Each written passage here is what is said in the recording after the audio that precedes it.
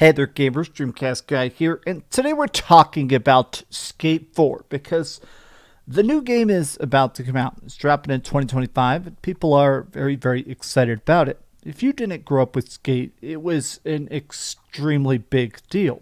Like, obviously, a lot of people played the Tony Hawk games. In fact, I still prefer the Tony Hawk games. But as we got back-to-back pro skaters from Tony Hawk Underground, Tony Hawk 4, 5, Project 8, some of them started to suck. So Electronic Arts stepped in and started to make the Skate franchise. Games that were much more about strategy, about the realism, about perfectly landing an insane trick or a really technical grind, but also about skate culture and really good music and stuff like that. So everybody was extremely sad when we got the original Skate games, but they stopped after just 3. Skate 4 is coming out this year, and people are kind of losing their mind waiting to see more trailers or gameplay or an actual release date. But here's the thing. Somebody just leaked that the game is currently in testing. People are playing it. Actual gamers are able to play it. They're failing the beta test with microtransactions, the alpha test. The builds are not done. The game does not have a release date, and yet you can already put in your credit card information to buy skins, to buy wheels, to buy clothes in the game. And I want to talk about this because a lot of Skate fans are pissed. A lot of Skate fans are saying, I can't believe that we're finally getting the game we've always wanted, but in such an EA style. Let's get into it. Hi, hope you're having a great day. And if you could please give this video a like and subscribe if you haven't already. So this leaked at 4 a.m. and I woke up to see a lot of people sort of 50-50. It seems like Twitter is extremely pissed and Reddit is surprisingly accepting of this. I actually decided to check out stuff like the gaming leaks and rumors and the straight up r/game subreddit. And a lot of people are like, well, we knew that this was going to be free to play, so we knew that it was going to have microtransactions. It's just weird that they're sort of phrasing this as, oh, this is the best player experience. The best way to play this game is by, instead of just buying it and having it, let's make it a free-to-play, always online, microtransaction-filled mess. Now, can I be real? Before anything else, the reason I'm pissed about this is that I think I'm just annoyed about the fact that every company is trying to make everything live service. Like, it is weird about the fact that we can't just get Skate 4. You can't just make a complete package of good skaters and good parks and drop it. You just can't do that. Instead, you have to be like, oh, we're going to drip feed a couple parks, a couple costumes. Oh, and now we have to have seasonal updates. Oh, buy the cool microtransaction that's a crossover with the Terminator. It annoys me about the fact that we know this on record. A lot of companies have talked about the fact that they try not to sell games. They would rather try to get a couple people to spend hundreds and hundreds and hundreds of dollars in the game instead of just selling you it for upfront $50.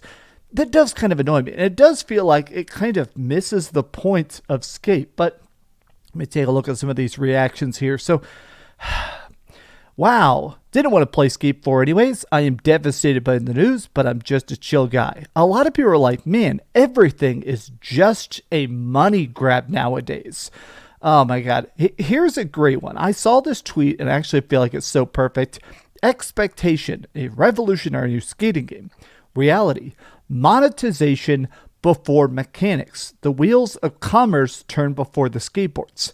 Can we just let that sink in? I feel like this is such a great phrasing.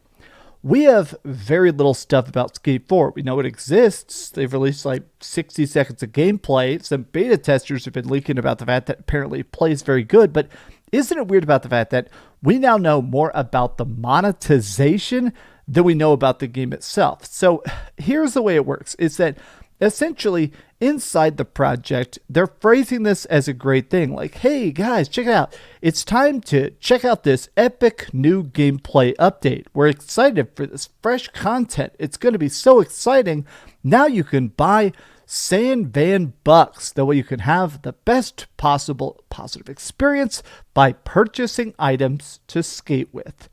Now, they did say that when you buy this stuff, it is being refunded. I guess this is still weird. Like, not to you, it's going to basically make it where for all the people buying stuff now, whenever the game comes out, that currency rolls over. So if you bought $500 in microtransactions, whenever the game comes out, you still get that $500 in microtransactions in your final build of the game. But can I just be real? Something feels weird about the fact that having active microtransactions in an unreleased game. Like, I understand they have to test the store, they got to make sure the buttons work and it all connects.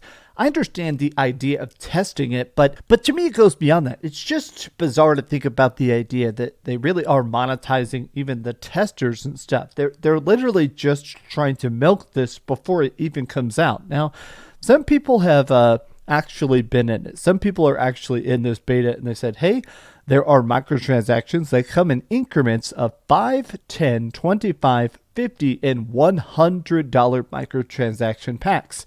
However, as of now, they're purely cosmetic. There are no stats to speak of in the game and also no Hall of Meats to be seen. Now, this is my concern. In games like Tony Hawk and games like Skate, you slowly unlock stat points. Sometimes you find them in levels, sometimes you buy them with currency and stuff, but essentially it lets you basically level up your character. Better grind, balance, better speed, higher tricks, turns, and stuff like that. So it's crucial. Stats matter. When you have a max level character in these games, it feels different. It feels a lot better because now you're even better at shredding.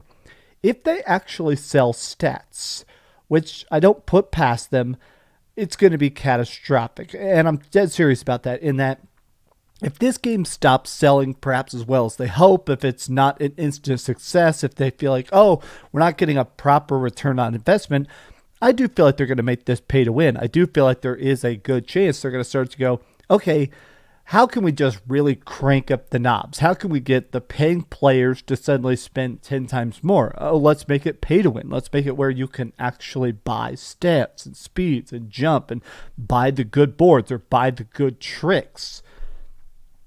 I am annoyed because a lot of these companies now, they really do just care about how they can possibly milk a fan base.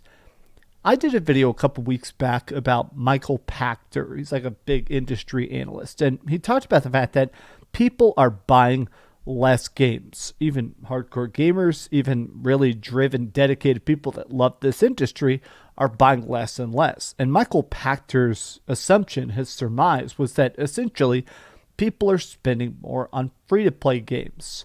League of Legends, they're buying stuff in Fortnite, they're buying costumes and stuff for their cars in Rocket League. People are buying less up front. So because of it, whenever companies are trying to release a game, even other Electronic Arts games that are selling millions and millions of copies like Split Fiction, it does feel like they're starting to come to a point where they're like, okay, how can we possibly throw the biggest profit net? Make it free to play.